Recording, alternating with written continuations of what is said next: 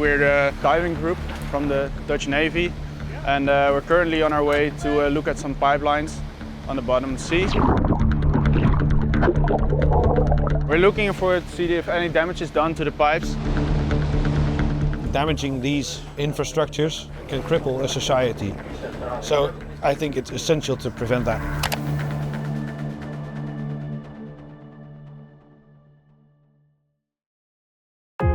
We're talking about gas pipelines. We're talking about over 1 million kilometers of cables. Every day, over $10 trillion of financial transactions are carried by these cables. Over 95% of all international internet traffic is carried by those cables. So in many ways you could say that they represent the backbone of our modern societies.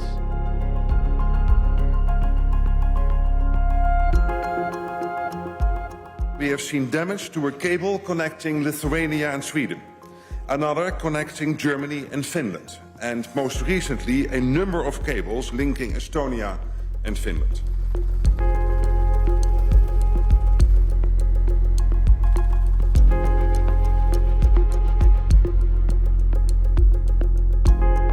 Finland has demonstrated that firm action within the law is possible. Ship captains must understand that potential threats to our infrastructure will have consequences, including possible boarding, impounding and arrest.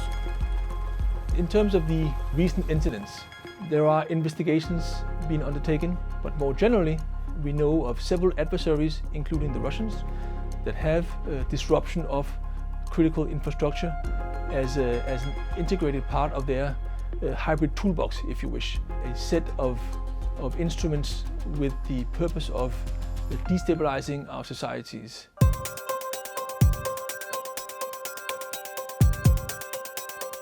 At this moment we're on the Netherlands mine under Schiedam. We're part of the NATO Mine Countermeasures Group 1 and we're sailing in the Baltic, part of the Operation Baltic Sentry. Ships that pass by, we look at if they have any anomalies. We note that and we start asking them a few questions. We can map and look at the underwater infrastructure with our systems. We can map them by sonar and we can identify any damages or anomalies by ROVs and or divers. Apart from the Mine Countermeasures Group, the standing NATO Maritime Group is also in the region. We are supported by maritime patrol aircraft, satellites, so that means ships, drones, aircraft, satellites. It's a big operation.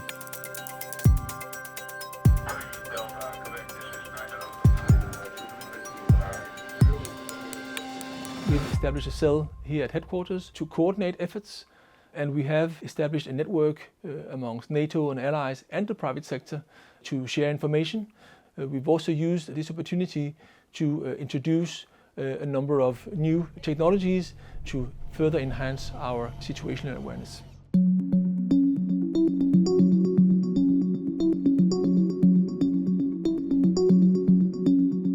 So right now we're going to head out in one of our reefs and I'm going to show you the sensors and the vehicles that we use for the protection of the critical undersea infrastructure. Okay, thank you.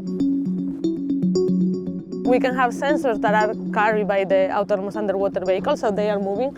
We can also have static sensors, like the ones that are located here underneath this buoy.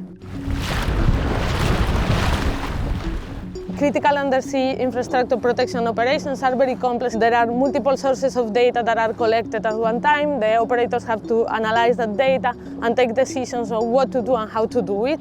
With the tool that we are developing here at CMRE, we first collect data, then we process it, we fuse it, and we recreate in a virtual reality environment on which the military operations can explore it.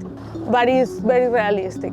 So they have an understanding of what is going on underwater and they can take better decisions on what to do, how to do it, how to approach a target, for instance.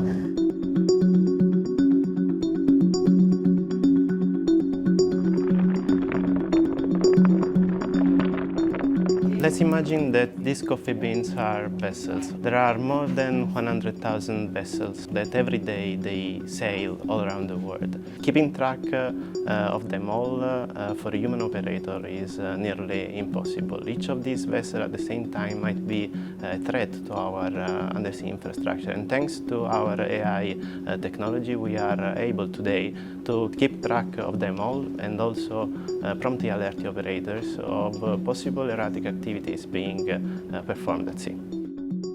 The acts of sabotage that we've seen lately are perpetrated by civilian ships and cargo ships. And mainsail is able to raise suspicion on particular trajectories of ships to pick up anomalies in the maritime domain. This has been actually turned into a toolkit that is very user-friendly for operators in the Maritime Command of NATO in order to identify suspicious activities close to critical undersea infrastructures.